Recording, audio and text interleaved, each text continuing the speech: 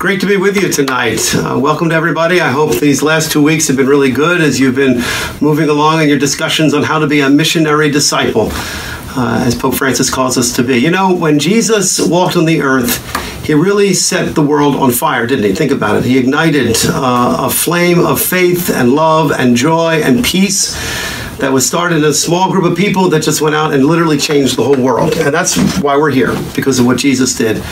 And I hope you have that flame of Jesus' love deep within you. I mean, it might be a spark, it might be an ember, it might be a raging conflagration. But all of us need that fire of Jesus' love deep within us, and we need to be able to share that with one another.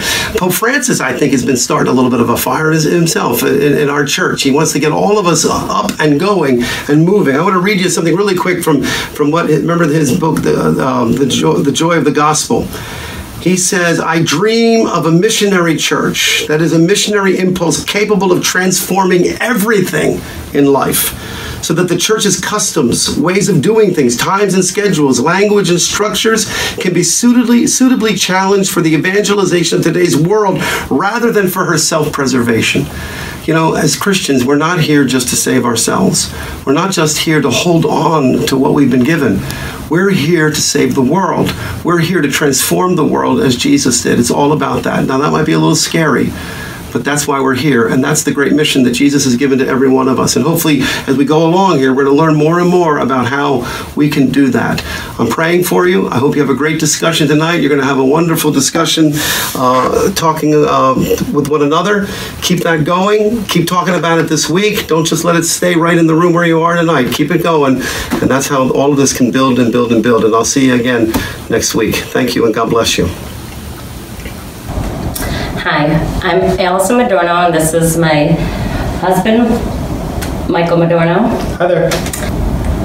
When I think about the gifts that have been presented to me and what my special talents are, many times I believe that one of God's greatest gifts for me is my sense of patience.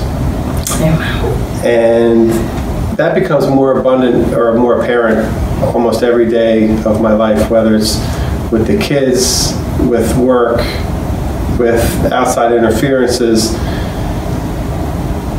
I learn more and more how God has my back, and if I'm patient and I'm faithful and I'm trustworthy, that more often than not the right outcome is produced and my worries can go away. And so when I think about how I can be an influence of our society or our congregation or our community, it's more about just being myself and building relationships with others and trying to bring out of them maybe some of their good qualities that will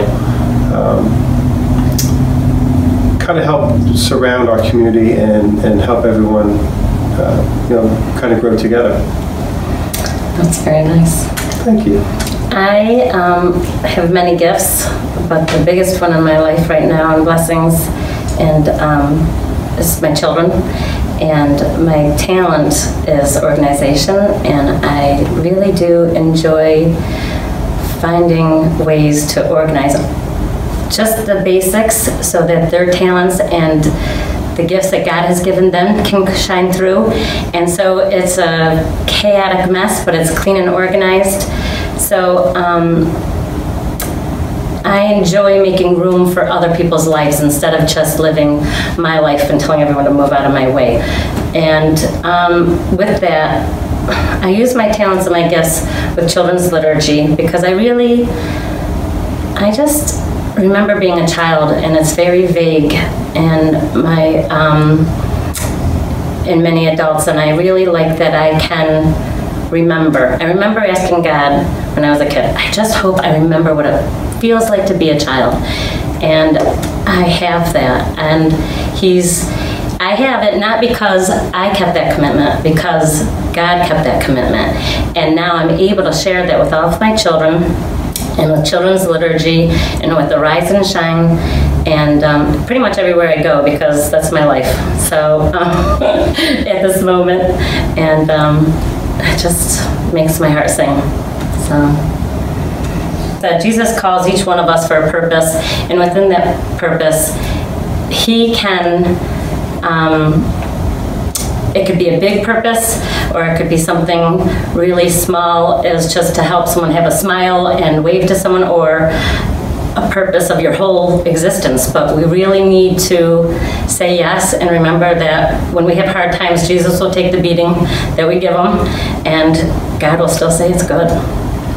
The last thing I'd like to offer is that, yes, with each of these blessings that God gives us, we have to recognize those. And I think that in this parable, the gentleman didn't recognize those blessings. And so we really need to focus on everything that we have, good or bad, is God's way of touching our hearts.